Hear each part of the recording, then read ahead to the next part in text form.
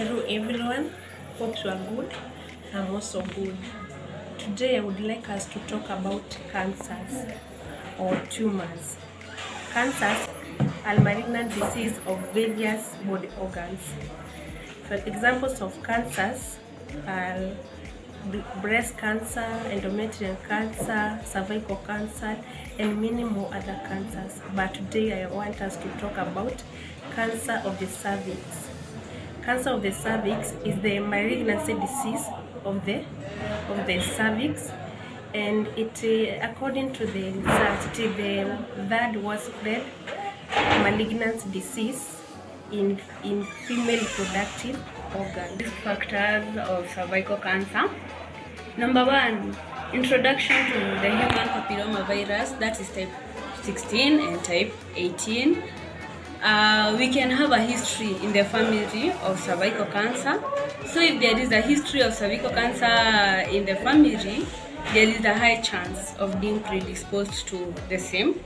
Number 2, when there is a contact with a man, a woman has coitus with a man whose woman head or has cervical cancer, the woman is at high risk of getting the cervical cancer.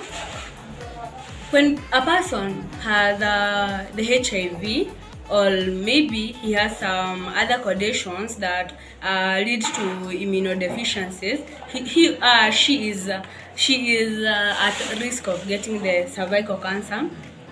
When a girl is less than 20 years and start having the coitus, this girl is at a very high risk of getting the cervical cancer. When a girl gets a child or bears a child at a very young age, the girl is still at high chances of getting the cervical cancer.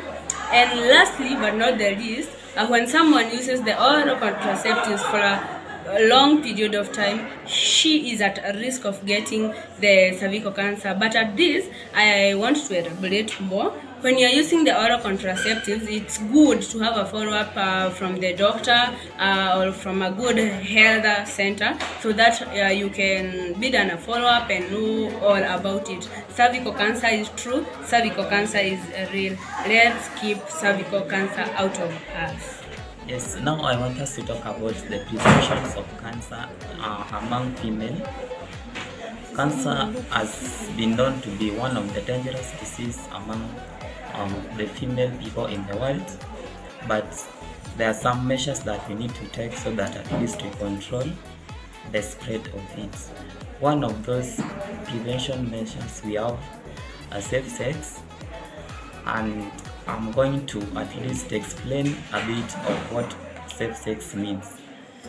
This means that in case one has to involve in a sexual intercourse with his or her partner, are supposed to use protection so that the spread of the disease can be stopped. Then you can also practice sex at least at a later age, because when you begin when you are still young, it predisposes you to get cervical cancer. The other measure is cervical cancer screening. It is at least advisable for a woman to go for cervical cancer screening when they are 21 years until 29 years. So it is good for them to go and be checked, so that at least in case the disease can be found there, they are treated effectively and managed as per the expectations of the disease. The last but not least is all about HPV vaccine. In Kenya, it is advisable for the female children to be vaccinated against the human papillomavirus at an age of 10 years, and there must be a duration of 6 months in between the doses, which are supposed to be 2. So when all those measures are taken into account, I think it is good and we are going to be free from the disease called cervical cancer. Yes, as I've heard, we are talking about the cervical cancer. among the women. So cervical cancer has got signs and symptoms. And what are these signs and symptoms?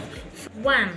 You'll see bleeding. After sexual intercourse, one will see some spots of blood, either in the clothes or in the sheets. So that one you'd suspect that there might be a cancer of the cervix.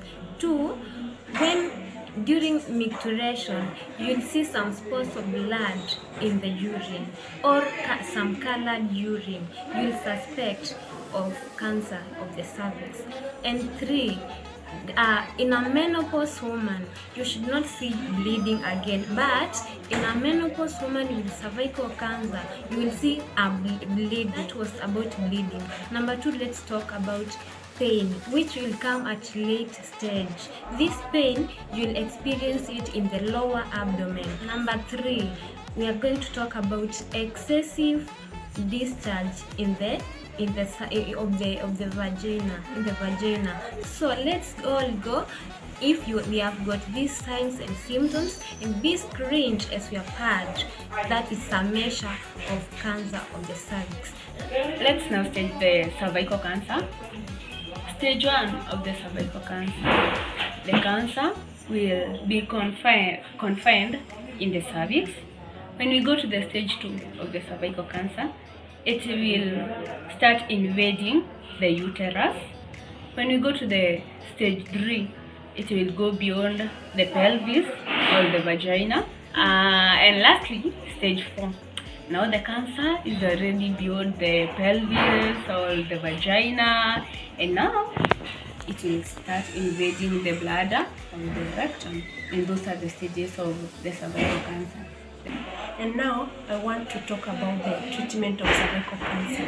In most of the time, cervical cancer is treated at hospital where doctors determine the best method for treatment of cervical cancer. When cervical cancer is diagnosed early, that is in stage 1, in stage 2, most of the time is treatable. But when diagnosed late, that in stage 3 and 4, it may be difficult to treat. However, doctor will determine method of treatment he or she will use. Also, when you are diagnosed with cervical cancer, you should try to eat food rich in vitamin C. You should take food rich in iron. You can also eat fruits. So as to improve your body immunity to be able to fight that cancerous cells. So let's try as possible to prevent it. Be blessed. I hope you have enjoyed our video. Thank you. Bye. Thanks so much. Thank you so much.